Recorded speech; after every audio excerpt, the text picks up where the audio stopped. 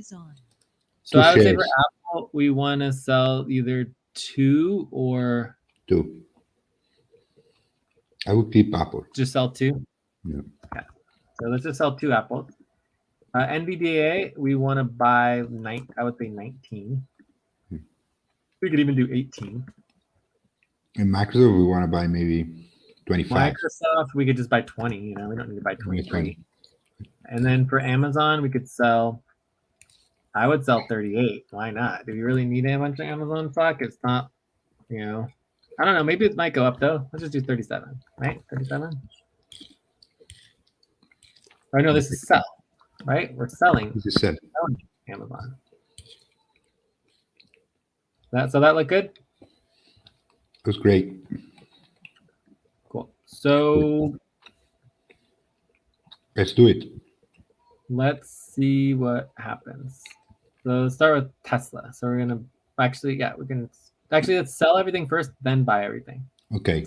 So sell SPY. We're selling 25 SPY. Oh no, I got signed off again. 25 SPI. Yeah, first one.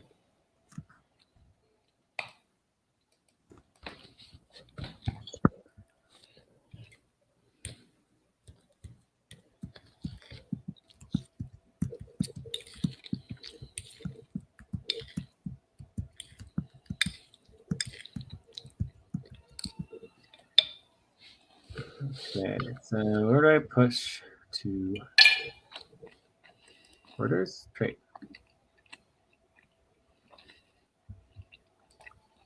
So we want to sell, symbol SPY, shares, 25.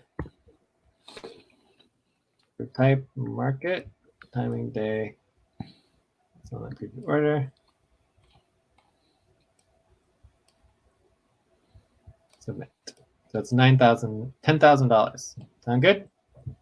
$10,000. Yeah. Yeah, it sounds about right. Correct. $10,000. Next, I'm going to sell 10 QQQ.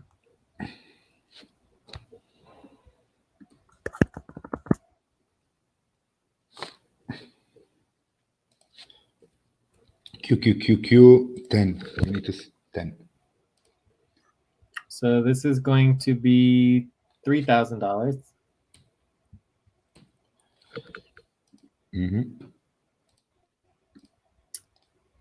Then we want to sell 2 Apple.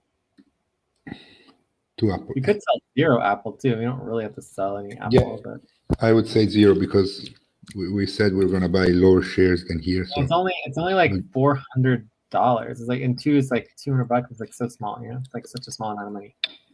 All right, so then we want to sell Amazon, right? 37 Amazon. Amazon 37, yeah.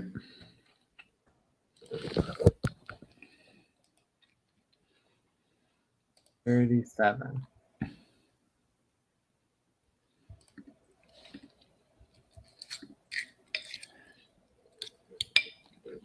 After that, we're gonna start buying. So that's 3,500. Yeah.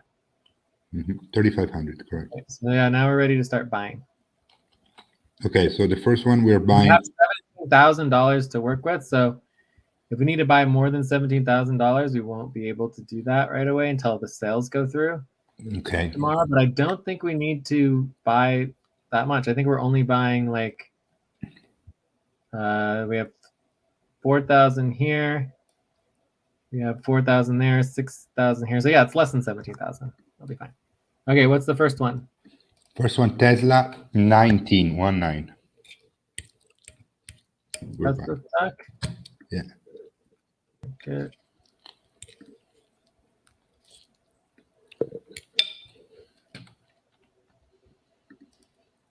So that's 3,000. Okay. 700. Yeah. 900. What's next? Then we have NVDA. We want to buy 18. 18.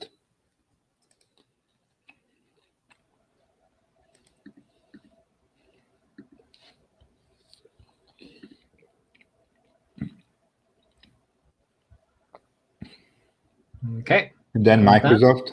700. Last one is the last transaction. Microsoft 20. Buy. 20. Microsoft 20.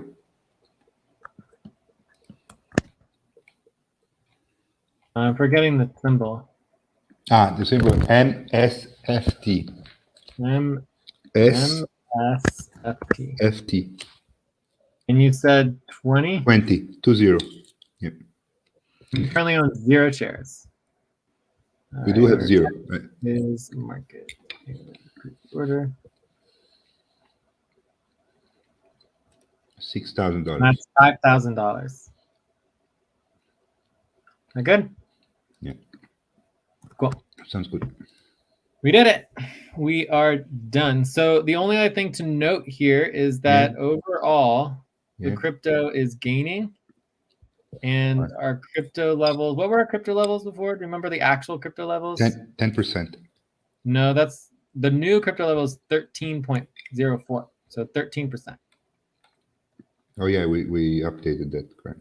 But do you remember what the actual current crypto levels were from before? I mean, the one we currently have is 9.05, no? 9.05. We had this from our previous notes, and I closed the previous notes. So in the previous notes, it had the current 9.05. It's currently 9%. 9%, yeah. 90 in stock, and you can check that. You can check that in our notes. It's there. Did you say 90 or 91%? 90.95 in stocks and 9.05 in crypto. Okay. But you can also check it quickly on line 42. Yeah. So current is line 42. You can. It's 91% there. Stocks and 9% crypto. Correct. Right. So I mean, we might want to consider selling some stocks and buying some crypto. Yeah.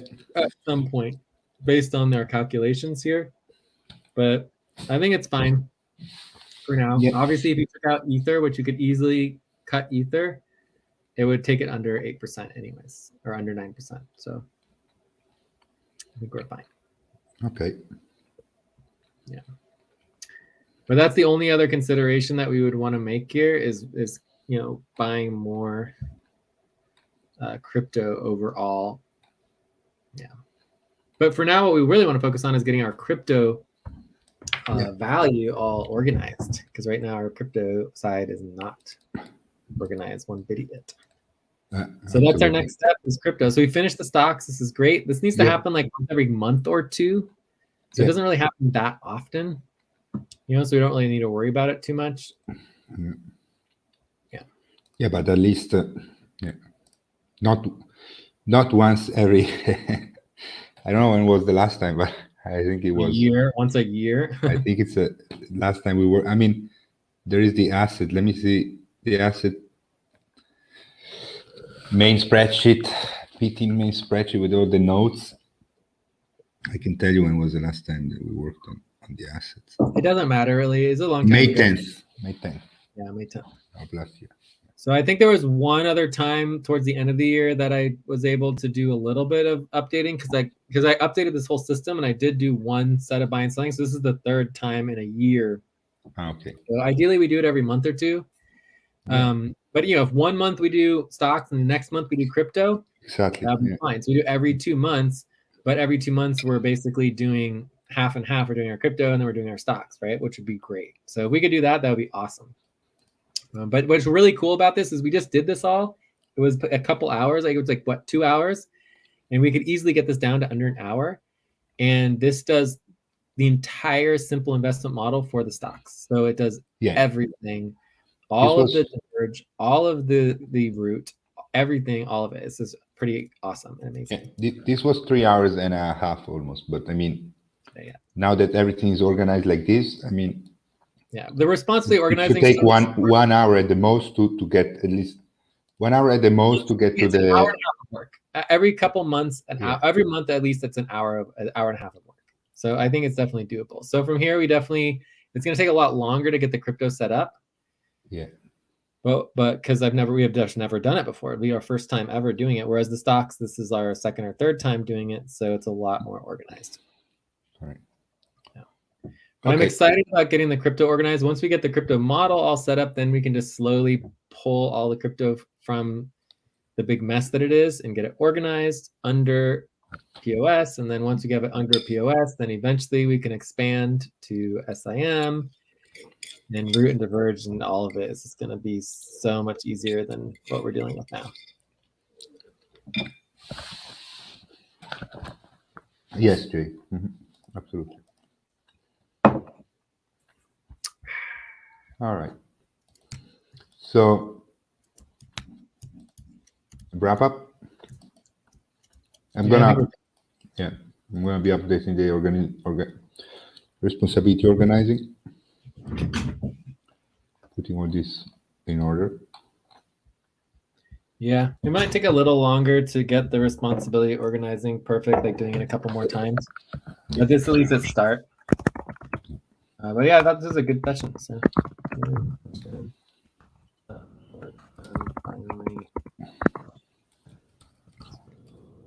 Yeah, I finally understood everything. Last time it helps working this, I was in a very chaotic environment.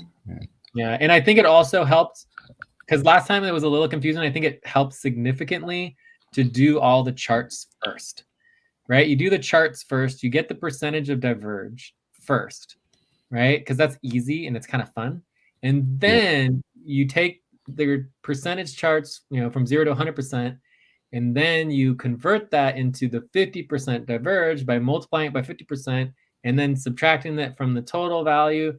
And then you get to all the crazy percentages and the percentages in relationship to all the other values. And then it equalizes all out. And then it spits out your perfect SIM from both root and diverge and all of it mixed together with the ability to make changes anytime we want to. I mean, you saw we made some changes like right away. It was just so easy to basically pull it from one into another. And it's like if we went to that spreadsheet and we decided to immediately switch from, we want to pull it out of QQQ and put it into US dollar, or pull, our SDY and then have it and then put it between, Apple and Amazon and Tesla. It'd be so easy to do. It's just so easy to do it. And then it just automatically calculates it out for us, and it calculates out exactly what we need to buy and sell. And it is a little bit complicated, and eventually we'll simplify it a little bit, make it easier, but it's extremely powerful because it's just so, dynamic. Like you're able to do so much with it. No, and the thing that you said is so cool that you're tracking where your value is, right? So at all times. Yeah. The percentage value of exactly where you can pull it out and change it and do everything. Exactly.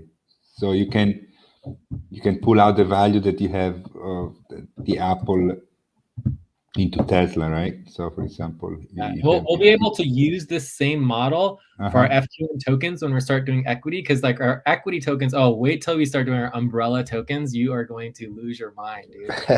It's like you could, because the way that our whole token model works is it's all about the present, right? And the present being basically, we're in the current present of this 2.5-year leap cycle, but eventually that could even broken down to half year. Like every half year could have its own token. And then you could technically break it down to literally every month, right? So there's these trajectories that are like the small trajectory tokens, which represent the current value, right? Then there's the longer trajectory, like the big umbrella tokens, which represent the overall arcing of all of the value together. And that's where it gets fun, where you can start breaking down the percentages of the overall value. And as someone invests in one token, it gets distributed throughout all the other tokens so that it equally leverages the value to the current value while simultaneously making sure that past value also gets some as well, and creating that balance between the various, epochs and eras, but our model is always pay out the back pay value in the equity to the most recent workers first, and then distribute throughout the bigger time frames longer, because you have to make sure that the back pay current is always the current value, and the present value is always more valuable than value from like 20 years ago. Absolutely. I'm writing this All right. down in the. And that's one of the problems. That's one of the problems with our current society. Is our current society always values past value, even from previous generations. You know, and the richest of the rich is always gets more weight than the current value of the actual time and energy that people are putting in to the work. I mean, it's just crazy that you would value, you know, random past lives of like, you know, 5 generations ago more than like an actual living person today doing work, you know, and helping society and helping humanity. Like, it's just crazy the way that our society currently works. And the same thing is true even with just like, you know, quote, old people or like, you know, experienced people who have been around for like, you know, 80 years. You're like a teacher, you're 80 years old, you're barely functioning, and you're making 4 times as much money as a 30-year-old teacher who just got involved in teaching.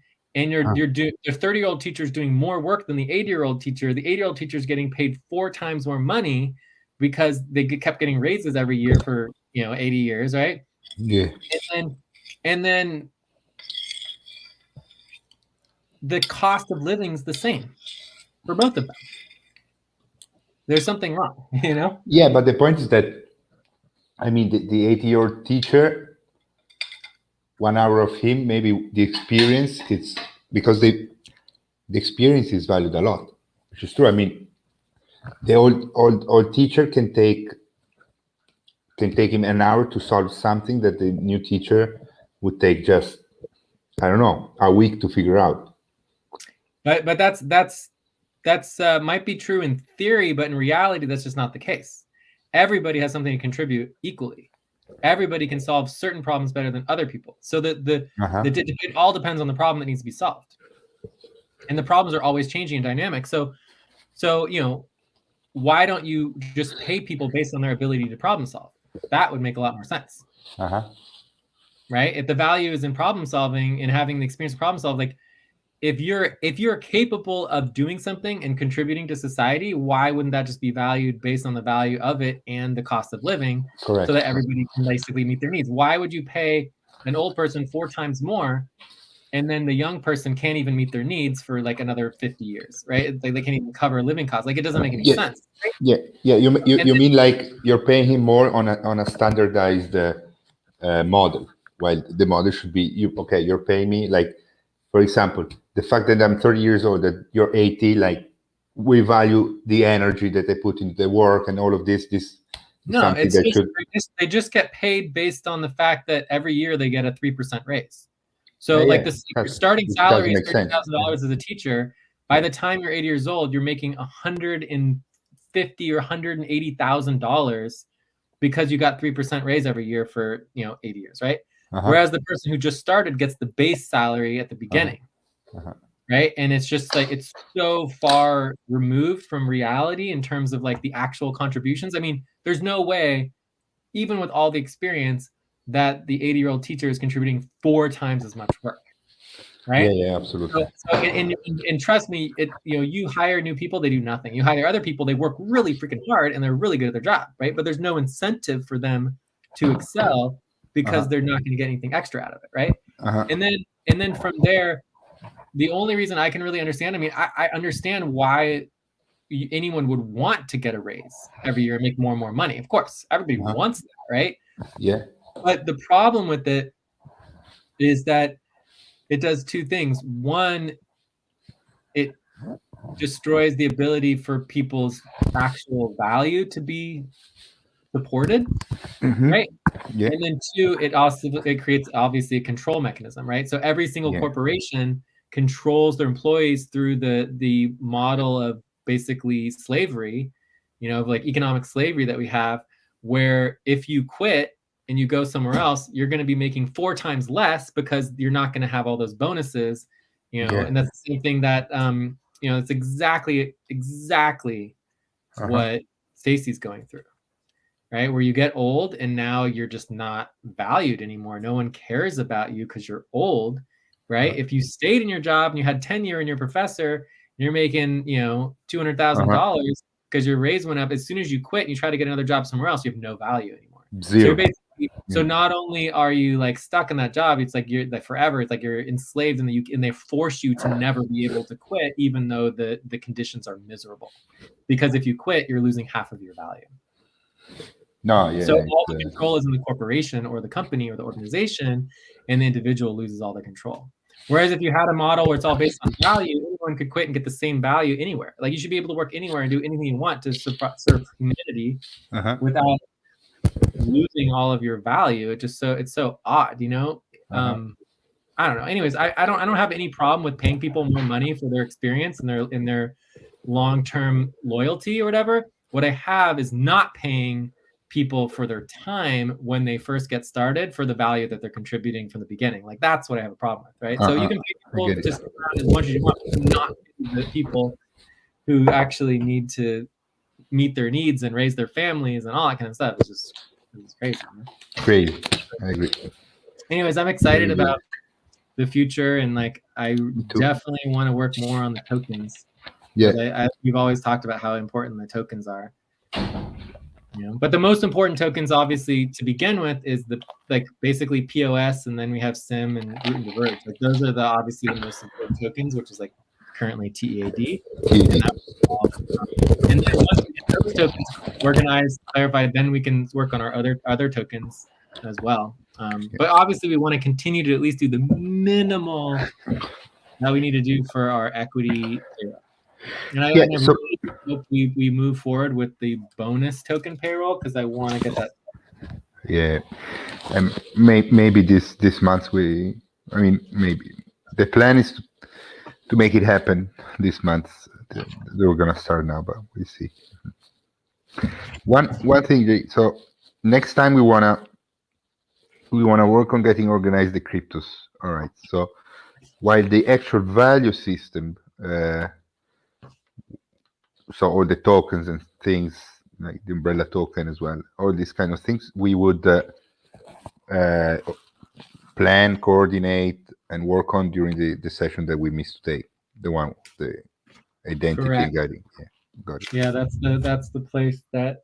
That's part of where it comes together. Yeah, I mean, again, every trajectory. Yeah, next to every other trajectory. So it's just a matter of priorities and how and when it trajectory. So within every single session, within every single trajectory, you have your list of priorities that relate to every other trajectory, and eventually you'll get to everything anywhere. But in terms of where it comes closest and the soonest place to be working on the value and the tokens, where it's the highest priority within that particular sub trajectory. Let's see if I can find the team schedule. Here we go, the team schedule. So I believe it is the earlier session that we missed today. That is the Tuesday, Wednesday. So it says Umbrella Showcase website is the umbrella trajectory, but it's the identity and guiding documents in relationship to the equity for the overall umbrella website, which is extremely important as we get the entity set up and how all that's going to also involve the equity of SVG and the relationship between the SVG equity and value and the umbrella website value. So from there, the other place that it gets involved with is the value distribution on Friday, Saturday, Hydra Hour 3. So this is when you work on budgets and payroll, the half-year budget, and the value distribution. So value distribution is all of our tokens for FUN. So there's just so much in the relationship to the value distribution. But first, we need to get our budgets and payroll set up because we could work on the tokens all day long and forever. It doesn't matter if we never get to bonus token and payroll. Exactly. Oh, look, at Tay scheduled. Look, so Tay scheduled. So it looks like Friday, Saturday, for Hydra Hour 3, we're going to have quite a multi-buddy team group. And also for Wednesday, tomorrow morning for taxes, there's a multi-buddy team group. Do you think that you're prepared for that?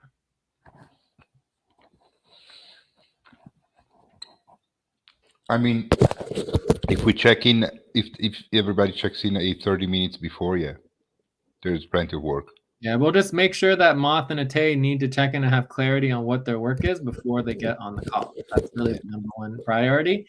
And then you and Joyce need to know what your priority work is. And then you can decide if you know what you need to do and Joyce knows what she needs to do, then you can break up into buddy teams where you take your work to work with Moth and Joyce takes her work to work with Ate, and then you know your work's getting done. Or you can be like, okay, Moth and Ate, you guys go work on this, and you can know how to do that, and then Alberto and Joyce, you can just continue working on what you know and you need to do. No, I think the best thing is to get organized, Joyce and I, and then split. Maybe I take Moth and Joyce takes Ate. Yeah, so that's definitely an option. Yeah. And you know, while you're doing that, Moth and Ate could be working on their overall priorities and getting organized and understanding the trajectory, and then you can switch, you know, if they're on time. But you know how it usually works, probably someone's going to be late, and so it'll just be 2 or 3 at the beginning. Anyways, cool. Core team. Why did Thursday, Friday main session change the list of people attending to core team? That's the problem. That's not correct. Like scheduling is required. Yeah. So it used to have each person's name who was scheduled, and now it just says core team. So we need to know every single person, and they need to be scheduled, and then they need to attend. And if they don't attend, they get policy tracking and strikes and everything, and they lose value. So we do know exactly who's scheduled and exactly who's not scheduled.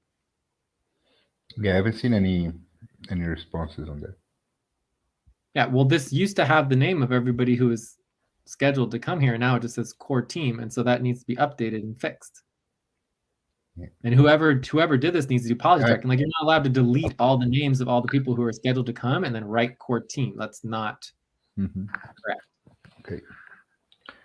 So, not to mention, we don't even know if this necessarily is a core team main session. We don't know what main session it is yet. We haven't decided. Let's start with the two of us. I mean, we are definitely scheduled, right? Yeah. All right. So I'm going to be sure to send a reminder and ask responses on that. Yeah, but also ask who deleted it, because they're just. I did. No, I did. Of course, I you did. Okay, we'll do policy tracking for it. Yeah. I'm gonna do that.